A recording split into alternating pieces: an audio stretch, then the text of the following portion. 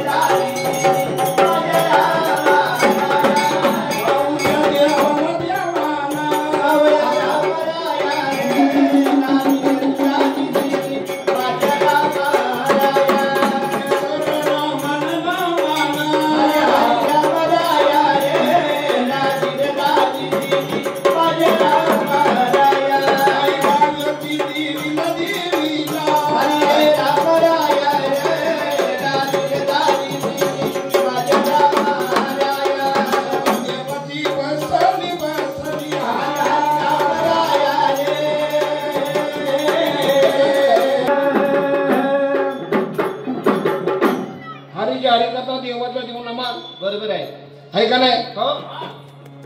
सभा देवाची बसलेली आहे बरोबर आहे. त्यांच्या होमामध्ये गायातून मालुशाही टाकू लागली रक्ताचं शिकण करू लागलं.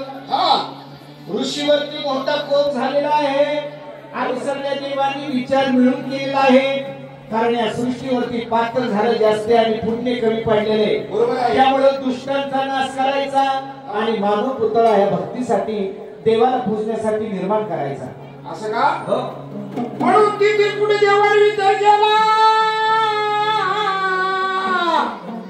दैता आणि देवाचं युद्ध चाललेलं आहे देवाला काही दैत कधीच ऐकू शकलं नाही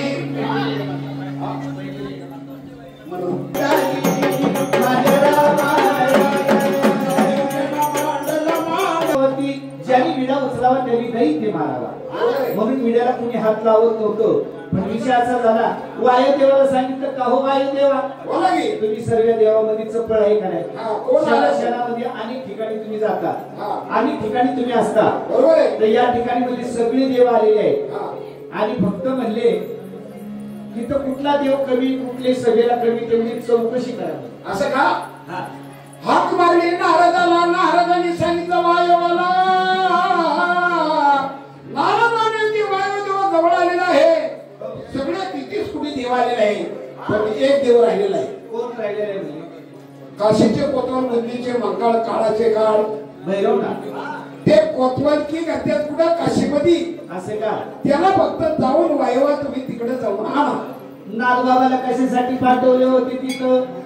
आगुली विद्याचं ते साधन करण्यासाठी 12 वर्षे नागबाबा काशीला राहिले. आगुली विद्या नागबाबांनी 12 गाड्या त्यांनी ती प्राप्त केली. बरोबर आहे. नागबाबाच्या पायाखाली आहे. बरोबर आहे. आणि मग सांगितलं म्हणजे तुम्हाला भैरवनाथ कुठे सापडते माहितीये का? तुम्हाला काशी ठिकाणी सापडतील कारण त्यांना विद्याचं भारण शिकवण्यासाठी 12 वर्षी त्यांचं एक तप झालेलं आहे तर त्यांना आणण्यासाठी तुम्हाला ते काशीमध्ये सापडतात. वायुदेवा तुम्ही जा आणि भैरवनाथाला घेऊन या. तसंच वायुदेवाला सांगितलं तर वायुदेवाला काय किरकोळ काम दिले मला आता कुठे काम द्यायचं का? आता इथं दिल्लीला जायला सांगा कुठे जगामध्ये जायला सांगा मी वायू आहे मला किरकोळ काम फक्त जायचं राहण्याचं म्हणा ही किरकोळ काम काय माझ्याकडे नका देऊ. हा जरा मोठं काहीतरी काम द्या. अहो ही मोठंच काम आहे म्हणजे मोठं काय? हो तसा रावण गर्वाने घातला त्याच पद्धतीने वायुदेव गर्वाने घातलेला आहे. वायू म्हणतोय सगळे देव तिथेच कुठे देवामध्ये मला फक्त काम दिलेलं आहे. हा मी म्हणजे सगळ्यात मोठा आहे पण त्या गुण चालला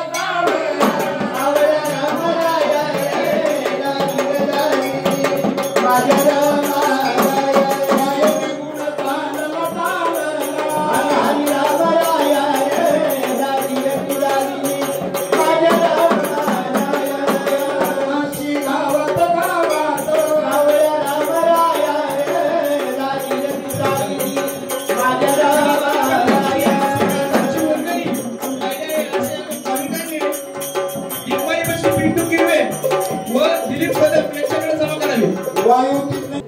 नाथबाबांनी गावामध्ये दौराचा बाजे केलेला आहे. तिथं तिथं जायचं आळीमध्ये करायचं. नाथबाबा खालच्या आळीला तो वायुदेव वरच्या आळीला. वायुदेव वरच्या आळीला तर नाथबाबाचा डबर खाली वाचतो या. अशा बरेच चक्रा झाल्या. सगळ्या चक्रा त्या काशी गावामध्ये चाललेले आहे. नाथबाबा काही वायुदेवाला सापडाना. बरोबर आहे. मग नाथबाबांनी विचार केला म्हणजे आपण जर असं चुकाटे द्यायला लागलो का नाही कितीतरी दिवस जरी म्हणजे वायुदेव फिरला तर त्यांची आपली गाठ पडायची. फक्त त्याला अभिमान आलेला आहे. अभिमान आला तेवढा त्याचा अभिमान नंतर कमी होणारच आहे. काशी ठिकाणी काही केलं नाथबाबांनी पिंपळाचा मोठा पार होता. बरोबर आहे. जोडी उशाला घेतली, गवर घेतला, त्रिशूळ घेतला, शाल अंगावरती घेतली. शाल अंगावरती देवानी आराम करायची त्या पारावरती त्यांनी आपलं ते सोंग घेतलं. तेवढ्या मध्ये वायुदेव आला. झोपत जर उठवा म्हणजे का आपल्याला शांती येईल. नाथबाबांनी झुळझुळ वारा सोडला, मुखावरचा शेळा बाजूला काढला. नाथबाबांनी नेत्र उघडली, बघितल्यानंतर वायवलं समोर. कसं काय वायव इकडे काय कसं काय म्हणली तुमचा डबल किती वाजतोय म्हणली. मी खालच्या आळीला गेलो की वरच्या आळीला डबर वाजतोय. वरच्या आळीला गेले की खालच्या आळीला डबर वाजतोय. बरेच माझे चक्र झाले म्हणली नाथबाबा. तुम्ही मला सापडा ना म्हणली. सापडायला कसं नाही तुमची तुम्हाला माहिती आहे. त्या ठिकाणी बरं का ज्याला ऐका येत नाही मनुष्यनी बैरे म्हणून नाव सांगितले ते. म्हणजे तुम्हाला ऐकू. बरोबर. तुम्ही मी इकडे डोर वाजवतो तिकडे डोर वाजवतो. या आळीतली त्या आळी त्या गलीतली त्या गली बरं का. पार 8 फाटा काढला. पार ती काय म्हणते तुम्ही मुद काढलं. मोठ्या मोठ्याने हाक मारतो या तरी तुम्हाला देवा ऐका येत नाही. म्हणजे तुम्ही काय कानाने बहिरा आहे का. तुम्हाला काय आवाज येत नाही का कानाला. अहो ते काय झालं दौराचा बाजे केले म्हणून माझं लक्ष तिथंच होतं. तुमच्याकडे लक्ष माझं काही पांगलेलं नाही.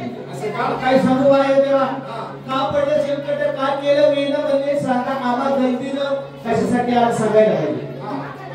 म्हणून काशीमध्ये बैरा म्हणून नाव भैरवनाथ पावलेलं आहे.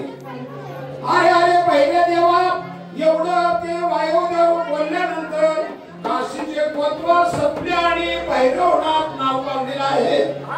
त्या ठिकाणी भैरव म्हणला म्हणून नाथबाबाचं नाव भैरवनाथ पावलेलं आहे. बरोबर आहे. इथून काय केलेलं आहे कशासाठी तुम्ही आला कशासाठी नाही तेवढं सांगितलं. म्हणली तुम्हाला नाथबाबा मी एवढ्यासाठी आलो. पैंजेला विडा मांडलेला आहे. सगळे देव गोळा झाले. कुणी विडा उचलायची ताकद नाही. त्या सगळ्याला तुम्ही कमी आहात म्हणून तुम्हाला नेहमीसाठी आलो. अहो माझी काय गरज लागणार आहे का. नाही तुम्हाला येवच. तुम्ही जावं लवकर. मला काही येता यायचं नाही. एवढं मला बरेच काम आहे. माझा हेल्पटा रिकामा तुम्ही देऊ नका. तुम्हाला येवच लागेल नाथबाबा. असं का. नाथबाबा म्हणून लागलेला आहे. नाथबाबा म्हणतो वायुवाला आया रे वायू देऊ तू पुढे जावा तुमच्या पाठोपाठ आम्ही येतो असं वायुवाला बोललेले ना. नाथबाबाला वायू काय म्हणू लागला. काय बोलले माझ्या बरोबर चला नाही का. नाथबाबा म्हणले वायू देवा तुम्ही पुढे व्हा म्हणजे मी पाठोपाठ मागणे येतो. अरे बाबा तू जर पाठोपाठ मागत जर आला तर तुला काय चालता येणार नाही. काय नाही अंगाचा तगडा ते मोठा तू. तुझं वजन किती तुझा पाय तरी पडेल का. बरोबर आहे. एखादा पैलवान धरणा असला तर त्याचा पाय जोडा चालतो. एका टोप्यात आला ना ती दिसती बक्षीस घेऊन जातो. नाही का. बरोबर आहे. तसं मी बक्षीस एवढा माणूस आहे. आता मला काय चालता येणार नाही हे तुला कसं माहिती. अरे बाबा माझ्या पाठीवरती बस तुला चालता येत नाही. म्हणजे तुम्ही पुढे व्हा मी बरोबर तुमच्या मागे येतो. वायुवना गरमाला वायू होतो येऊ नाही. आपण तर सांगितलं का नाही 33 कोटी देवाच्या ठिकाणी आपण भैरवनाथाला बोलायला गेलेलो आहे. आपण सांगितलं आपली कामगिरी झाली. मग वायू इथून निघाला. वायुवाला गरवाला वायू पळत पळत आपला सोरट्यागिरा दिमागात निघालेला आहे. दिमागात देवाने काय केलं. वायू निघून तरी कसं चालेला. वायू निघून का चालेला. वायू निघून चालेला. अरे नामला की गोडी नामला गोडी वालीची नामला की गोडी. नामला गोडी रे नामला गोडी आणि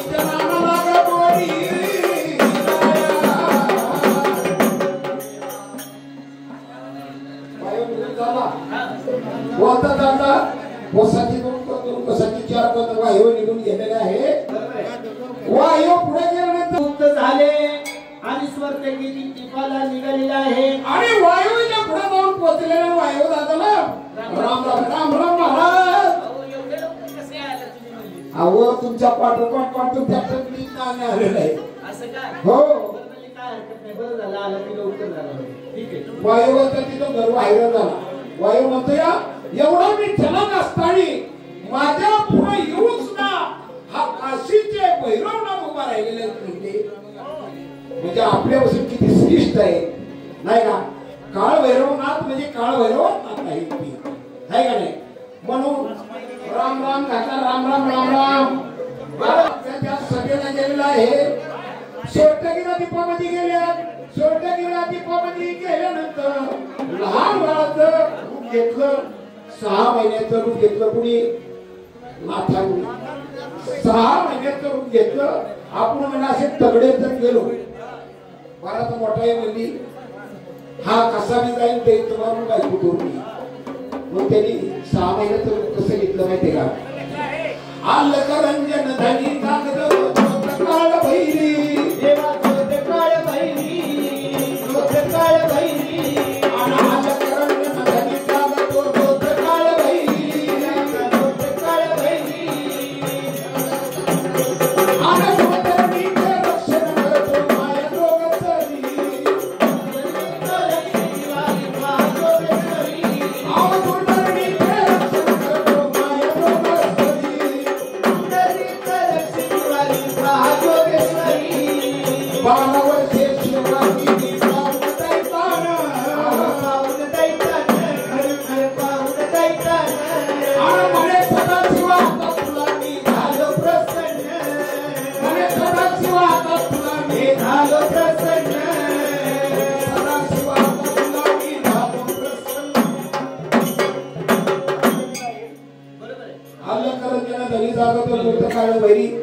दुर्धरणीचे रक्षण करतो माया जोगसरी.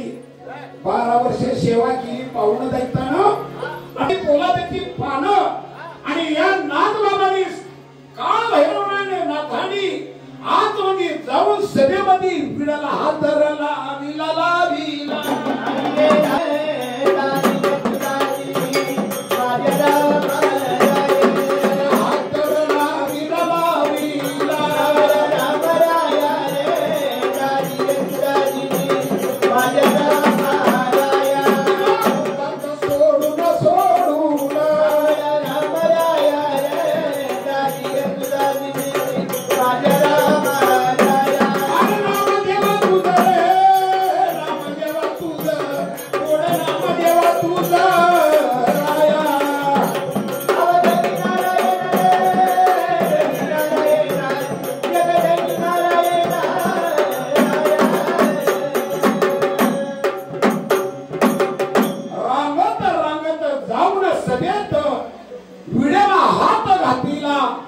आणि ते विडा उच्चारला मुखामध्ये सोडून गेला भैरवनाथाने.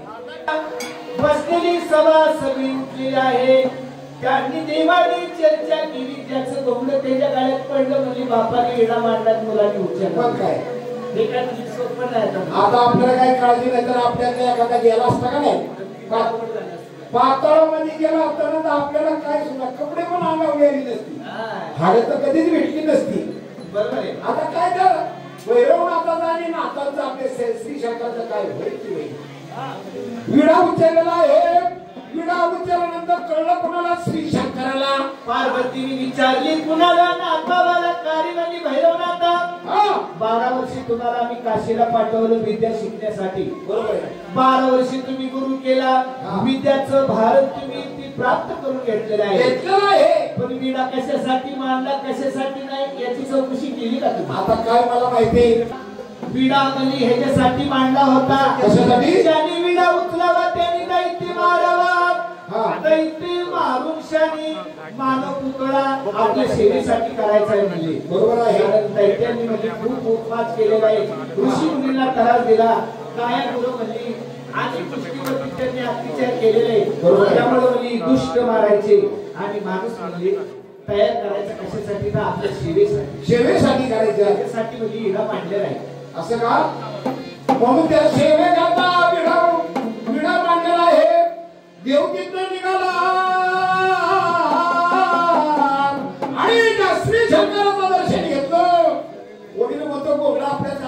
अंगा व्हायला दिसते.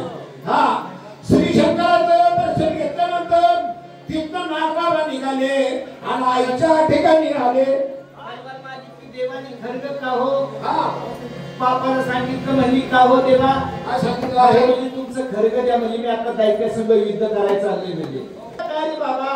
हा तू म्हणली लय निर्णय म्हणली लय झटकी पण घेत आहे. हा तुझ्याच्यानी काही दैत्य मारायचं नाही. मग आधी तुझं लग्न करावं लागल. माझं लग्न? आणि ज्यावेळेस तुझं लग्न होईल हा त्यावेळेस तुझ्या खरगाला येशील. त्यावेळेस म्हणली दुष्ट राखीस मरतील. हा आणि म्हणजे तुझी कार्य घेतलं ती कार्य तुझ्या हाताने सफल होईल. असं आहे होईल. मला वाटलं नुसतं दैत्य मारायचं या लग्नाचं कुठं मला माहिती होतं. अहो लग्नाचं माहिती असतं तर मी एवढा उचलला नसता. ते दैत्य म्हणली सोपं नाही. त्याचा एक रक्ताचा थेंब पडला तर एक राक्षस तयार होतो. बरोबर आहे की? 2 रक्ताचे थेंब पडले जेवढं रक्त सांगेल तेवढी निर्माण होत्या. असं कारण म्हणजे शुक्राचार्याने त्यांना वरदानच दिलेलं आहे म्हणजे. बरोबर आहे, बरोबर आहे. हा त्यांचा शुक्राचार्य गुरु आहे म्हणजे. आई लग्नाचं मला काही जमणार नाही. लय जड वाटतंय ती. नागावा म्हणू लागला का गाई हा. मी जोगडा आणि उघडा हो 40 गाव फिरणारा म्हणजे मी. अहो तिकडे जाईन तिकडे काकामध्ये धुळी हातामध्ये डवरा. हो डवरा ना बाजा काकाला धुळी खांद्यावरती भोपळा आणि उघडा नागडा बसवाला उडमी आहे मोकळा. आणि मी बायको कसं काय सांभाळणार? ह्याच्या त्याच्या घरी जाऊन तुकडं मागणार मी माणूस आहे. त्यांच्या घरी जाईन एक दिवस त्यांच्या घरी एक दिवस जाईन. माझी बायको मी कसं सांभाळणार? माझं काय लग्न नको? काय सांगणार बाबा तुम्हाला? तुम्ही जर लग्न करत नाही तर तुम्हाला दैत्य मरत नाही. एवढं पण कोण आहे का? अहो तुम्ही लग्न केलं तरच दैत्य मरणार आहे. आई तुझं जर म्हणणं असेल तर लग्न मी करीन. पण मुलगी कुठं बघायची? मुलगी का? हा नागबाबाने सांगितलं का गाई मला बायको कशी पाहिजे? कशी? अग्नीमध्ये जर टाकली तर जळली नाही पाहिजे. बरोबर आहे. पाण्यामध्ये बुडावली तर बुडली नाही पाहिजे. मुलगी नाही पाहिजे. आणि डोंगरावर कडे लोड जर केला तर तिला कुठे इजा नाही झाली पाहिजे. बरोबर. अशी बायको असेल तर मी नागबाबा करीन. नाही तर माझं लग्न नाही झालं तरी चालेल. बाबा इथं आहेत 2-4 बाया आहेत इथं. नाही नाही ते आवडले बाकी आहे का बाकी आहे बोलू का? नाही नाही तसं नाही म्हणजे. हा बोलावलं 2-4 बायांना बोलावलं. अगं जंगलात इकडे या. तशा 4-5 राक्षसी बाया आल्या. मोठ्या उंचचे उंच 10-15 जवळ मन खाणार 10-15 मन स्वयंपाक खाणार असलेली एक बाई. आणि या पार्वतीने मजा केली देवाची. घेतलं पाहिजे का एखादी? तुम्हाला काय सांगितलं मी? कशी? आगनी टाकली तर जळली नाही पाहिजे. पाण्यात बुडाल तर बुडली नाही पाहिजे. कड्यानं कडेलोट केला तर कुठं तिला विजा नाही झाली पाहिजे. असं का? अशी मला बायको मिळत असेल तर मी लग्न करतो. मग असं सांगितल्यानंतर पार्वतीने पहिले त्याला बायको ती बघून ठेवलेली होती. शेषाची मुलगी एका पातळावरती 12 वर्ष तपश्चर्या करून बसली होती. मग त्या नागबाबाला हा आई तरी काय म्हणत्या? काय सांगते? पितळाचा घीन मी झाला नागबाबा तुझ्या सारखा पाहिल मी जोडा. बरोबर आहे. अजिबात तुझी काळजी करू नका. आई बापालाच काळजी असते मुलाची. हा आधीच जसा जसा पोरगा मोठा होईल तसं तसं ते ठिकाणा घालणं तिकडे काही करू. तशी आई बापाला काळजी असते. पोराचं लग्न कुठं जोडायचं कुठलाच पाहुणा बघायचा त्या आईला बापाला माहिती असतं. मग त्यांनी काय केलं? पार्वती मातोश्रींनी पाताळातली मुलगी शेषाची कन्याकुमारी माळुराणी 12 वर्ष तपश्चर्या करून राहिलेला आहे. लग्न करीन मी तर श्री शंकरासारखा सासरा सभा पार्वती सारखी सासरा सभा खंडरायासारखा मला मेहुणा असावा. अशा ठिकाणचे एखादी तुळजा भावनेसारखी मला मेहुणे असावा. अशा ठिकाणी एखादी मुलगी असेल तिच्या सगळं मी लग्न करायला तयार होईना.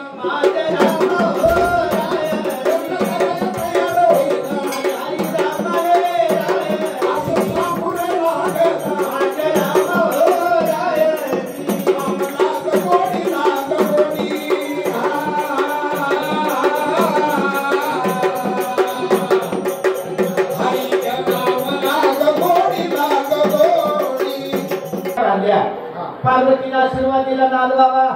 जातानी जाचा तुम्ही एकटं आणि काय काय सगळं दिलं आणि सगळं काय काय दिलं त्यांना येताना म्हणजे दोघं जण यायचं जाताना काय काय दिलं त्यांना घोडे बसल्यानंतर घोड्यावरती बसल्यानंतर या पार्वती मातांनी आंधुरी पासून दिलेला आहे मौनी एक दिली मौनी माळ दिली आहे हातामध्ये मौन खरं दिलं तुम्हाला जरी कुठेतरी अडचण पडली तर तुमच्या मौन माळाला बघून तिकडे पळत जाते बाजूला असं त्याला खरं घ्यायचं आणि खरकाने दैत वाजायचं ते पण संघ आहे तुमच्या सगळं दिलेलं आहे नागबाबांनी घोडा घेतला इथं दर्शन घेतलं नागबाबा घोड्यावरती बसलेला आहे सांगितलं पार्वतीने सगळ्या घोड्याला मारायचं नाही अजिबात नाही त्याला कचवायचं नाही अजिबात नाही तिकडे तिकडे जायचं तुम्हाला बरोबर हा पाताळाचा शेषाचा मार्ग दाखवणार आहे आई घोड्याने जर उडी डोंगरावर जर टाकली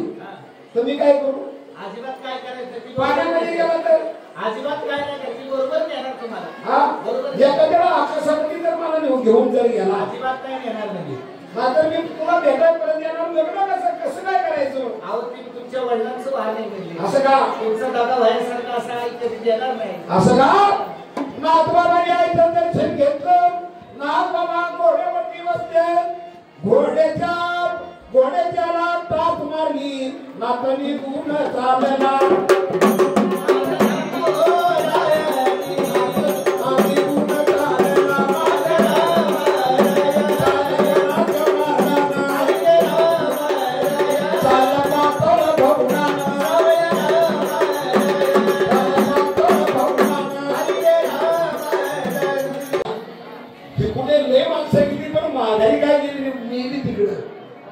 पण इकडे एक चाललंय कोण चाललंय कोणाष्ट विचार केला लक्ष्मी मातेने भगवान ईशान म्हणावतं माझ्या नाथबाबाचं पिवळं ईशान नावाचं खंडरायाचं आणि पांढरं ईशान म्हणावतं येताळ बाबाचं आहे कारण भगवान ईशान म्हणजे माझ्या बंधुराचंच आहे बहीण पुढे आली नाथबाबाच्या घोड्याची लगाम धरली देवानी मंडवळ्यावरती करून पाहिलं तसं बहिणी बहीण काय म्हणते नाथाचा भगवा खेळला त्याच्या पालखीला मोठा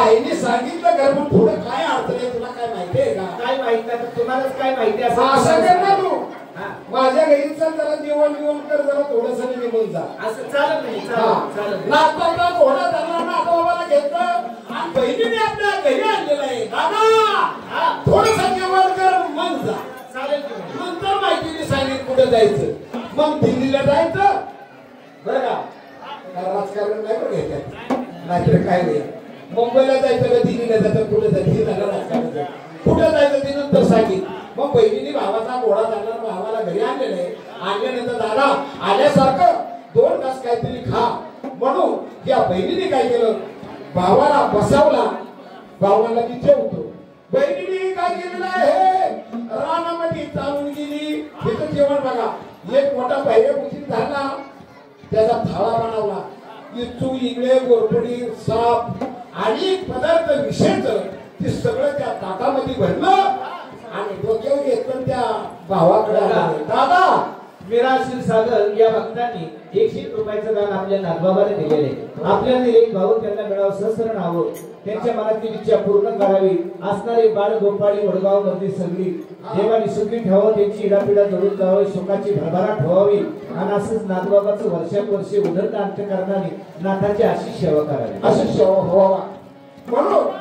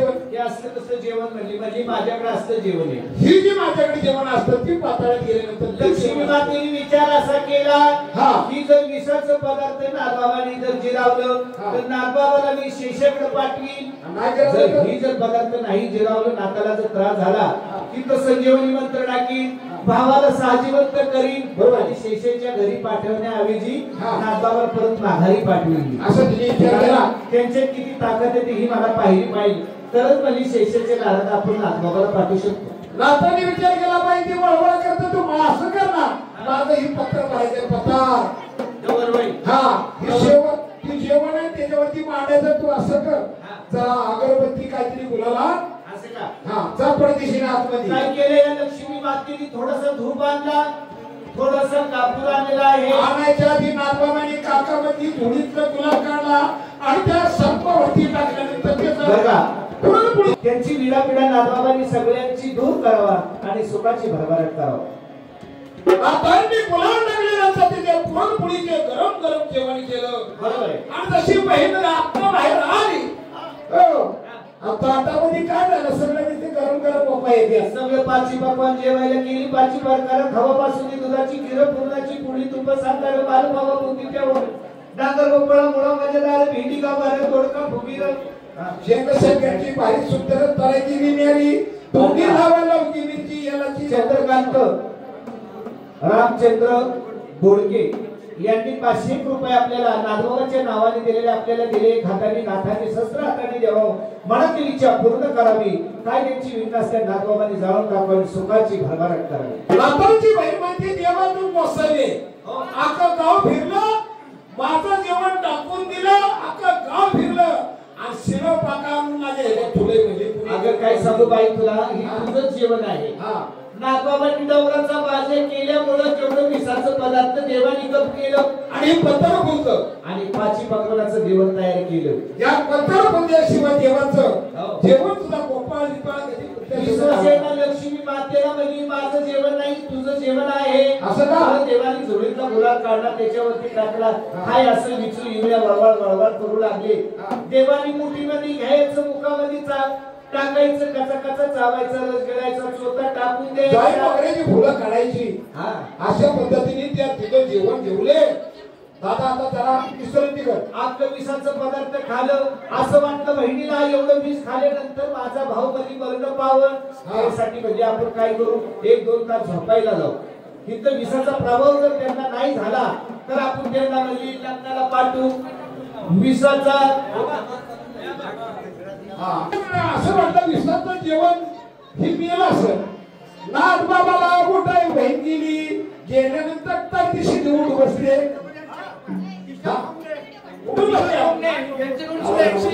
जेवण पचवलेलं आहे. आमच्या नाथबाबाला आता पाताळात गेलं किती. मग दादा नाथबाबांनी ऐकलं आपल्या बहिणीचं दर्शन घेतलं. काही कुठल्या बाजूने रस्ता आहे तेवढं सांगा. आता म्हणजे नाथ बाबा तुम्ही जरी शेष नागाकडे जरी गेला तरी म्हणजे त्याचा विषाचा प्रभाव तुमच्यावर काही म्हणजे चाल करणार नाही. जाता नाथ बाबा तुम्ही एकटं येचाल म्हणजे तुम्ही येताना 2 जण जा म्हणली आणि आनंदाने म्हणली आकाशी गेलं. मनामध्ये घोड्याच्या आलं, मी जर ह्याला वरनं टाकला, ह्याचा जर मृत्यू झाला, मी माघारी गेलो. मला पार्वतीने शंकराने विचारलं तू आला आणि बसताना कुठे, ते मी काय उत्तर देणार. मग त्या घोड्याने काय केले, त्या घोड्याने राक्षांत केला, खाली उतरला, गरगरा फिरला आणि तिथं गरगरा फिरला आणि घोड्याने तिथं रंकाळ तयार केलेले.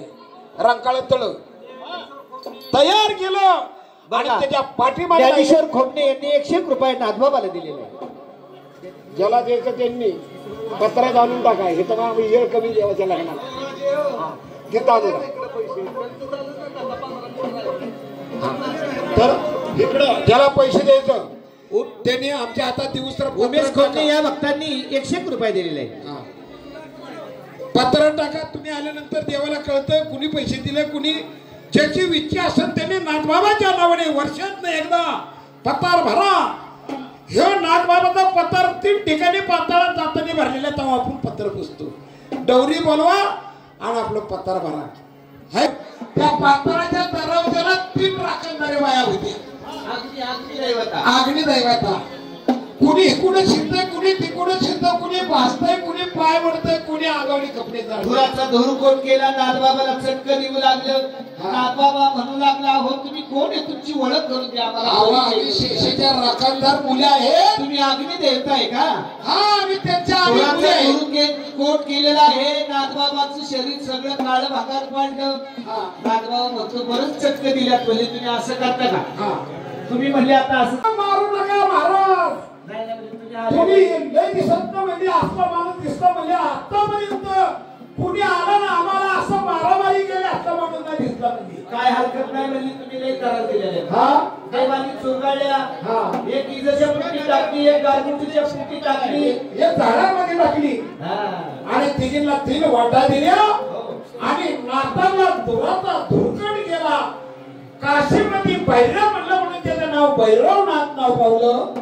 इथं धुराचा धुरकड केला म्हणून काळा झाला म्हणून नाथाचं नाव काळ मारला. नाथाचं काळ भैरवाचं नाव काळ भैरव नाव पडलेलं आहे. भैरवनाथाच्या नावानं, श्रीनाथ मस्कोबाच्या नावानं, ज्योतिबाच्या मसवडच्या नाथाच्या नावानं काळाचा काळ भैरव म्हणत्या. सगळ्याच्या नादी लागावा. नाथबाबा तिथं निघाला. 900 नाग कुळामध्ये देव गेला. 900 नाग 900 लोक. 900 नागाने विचारलं कोण पाहुणा आला. म्हणजे घोड्यावरती बसलाय आणि आपल्या मुली शेष नागाकडे चाललाय राजाकडे. ह्याला जाऊन द्यायचं नाही. हिंदच अडवायचं म्हणजे. मग कसं अडवायचं आता, कसं काय विचारलं कुणी त्या 900 नागकुळानी अहो पाहुणं कुठलं गाव कुठलं शिव सांगा म्हणजे आम्हाला. आम्ही लांब आलो आणि आता कशासाठी सांगायला. आम्ही आलो आता बायको करायसाठी, बायको बाळूराणी करण्यासाठी. आता तर बायका लगेच मिळतात पण त्या देवाला लढाई किती करायला लागली तेव्हा एक बायको मिळायला किती त्रास झाला. आणि लोक बायका करतात सोडून देतात, बायका करतात सोडून देतात. त्याच्यामुळे पोरांना पुरी भेटणार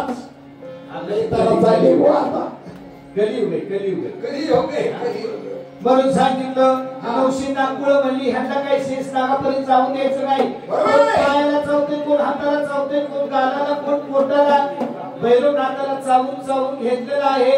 नाथबाबा मला तुम्ही जर असं मला भेटायला लागला तर मी लग्नाला जाणार कधी, तुम्ही असं करताय का म्हणजे सगळे मिळून एकदम या म्हणजे तुम्हाला एकदम तुम्ही जर आला तर तुमची सगळ्यांची सेवा एकटा करतो मी असं का? पण तुम्ही या भेटायला सगळे आले भेटायला. नाथबाबांनी कौ केली, अख्खं कौ मध्ये सर्प धरले.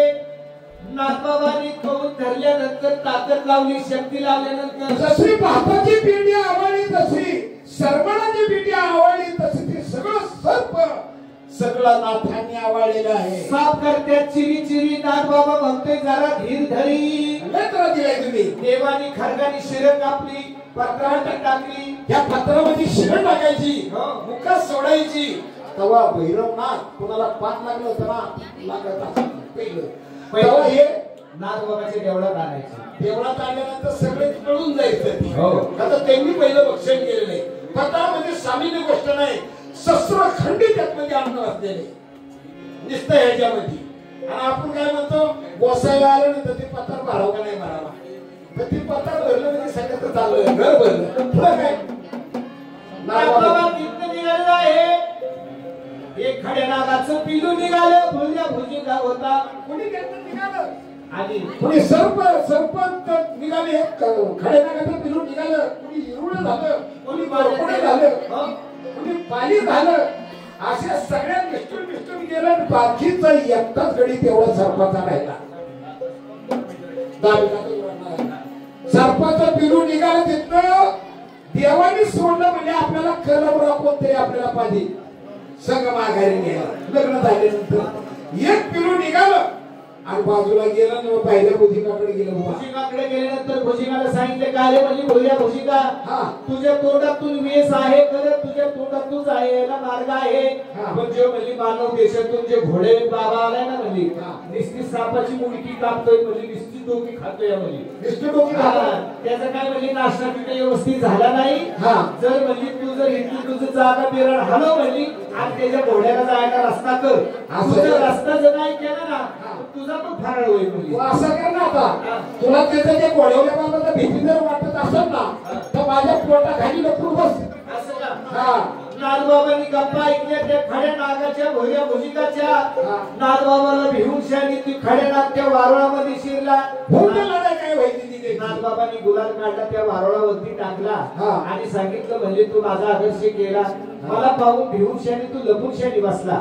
नागपंचमीचा मान अवतारामध्ये म्हणजे सर निघत आया बाया तुझ्या नावाचा उपाध धरतील, तुला दुधाचं निवेद्य दाखवतील, गोड गोड गाणी गातील म्हणली, तुला गोड निवेद्य दाखवतील आणि नंतर म्हणली घरी जाऊन प्रसाद खातील.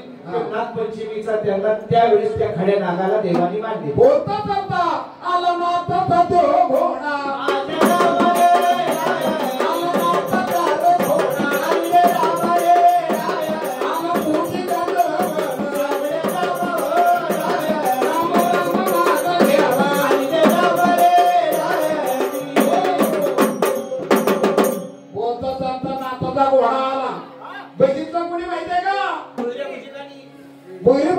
खडे नागाच्या पिल्लांनी पण बघितलं.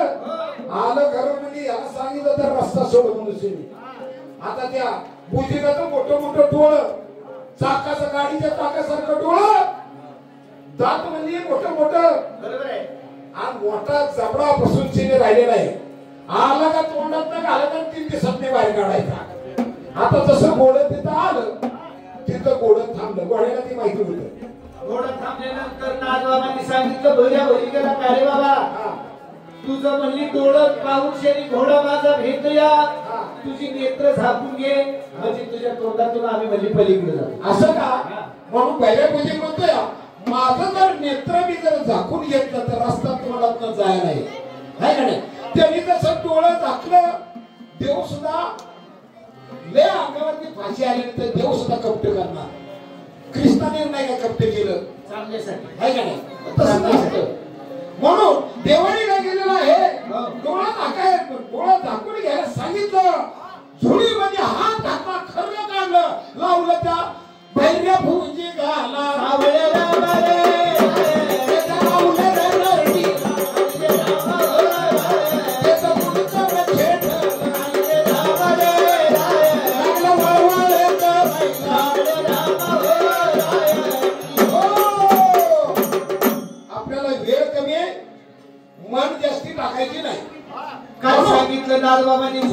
पवन चक्र काढलं गरगर फिरवलं त्याच्या मुखामध्ये सोडलं सप्त खांडोळ्या केल्या कुणाच्या त्या भुजल्या भुजिंगाच्या भैरव भुजिंगाने सप्त खांडोळ्या करून त्याचा राग सप्त झाला नाही मग भैरव भुजिंगासाठी हे खांडोळ्या करून ती पवन चक्र निघालं आणि शेषेच्या अंगाभोवतीने लागले हिंडायला पाटणी जाऊन थडकले जसं पाटणी पडलं तसं त्याच्या दोन्ही बायकांनी बघितलं महाराज आलोय म्हणजे तुमच्या पाटणीवर चढायला अहो ही काय माहिती म्हणली तुम्हाला काय आहे ही श्री शंकर भगवंताचं म्हणली चक्र आहे हा बोला हे वरती म्हणली दैत्याचं शंकराचं युद्ध चाललंय दैत्य म्हणली शंकराला काय आठवणा म्हणून शंकराचं जे चक्र आहे का नाही हे म्हणली माझं पाठ धरायला पाठ महाराज तुम्ही एवढं म्हणजे हे करू नका लय त्रास करून घेऊ नका तुम्हाला आवड तुमची पाठ तळा धरवणार नाही ती पाठीचं कातड काढायला आवड ती तळामध्ये आलं म्हणजे सोपं नाही आलं पाठ आलं कातड काढायला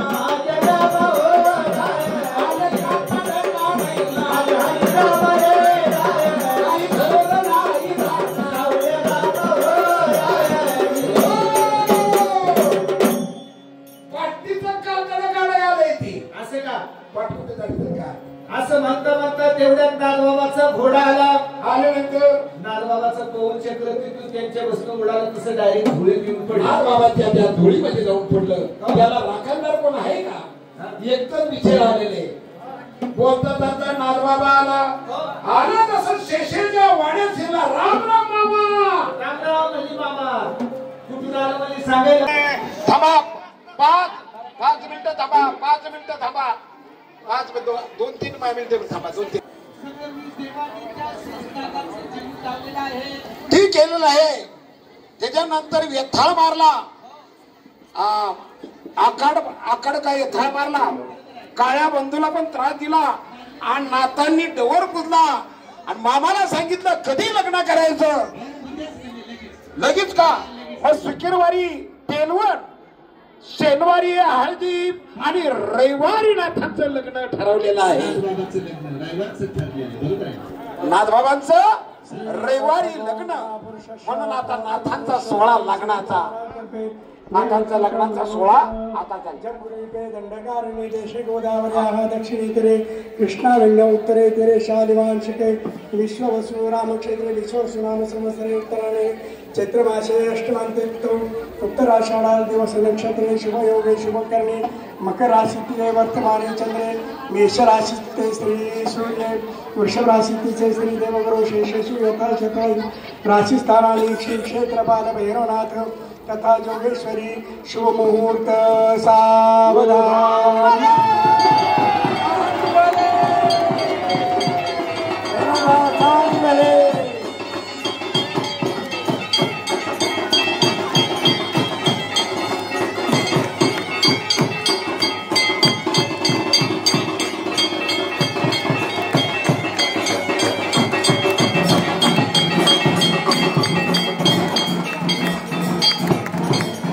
बरगा आले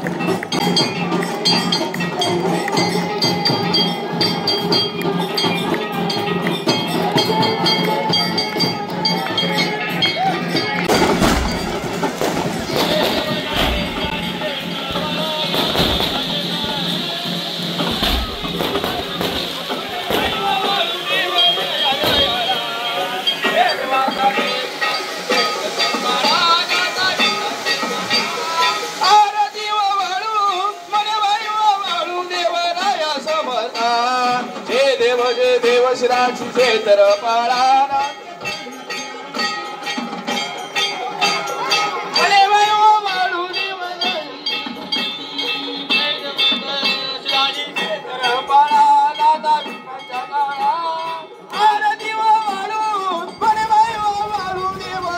समर्था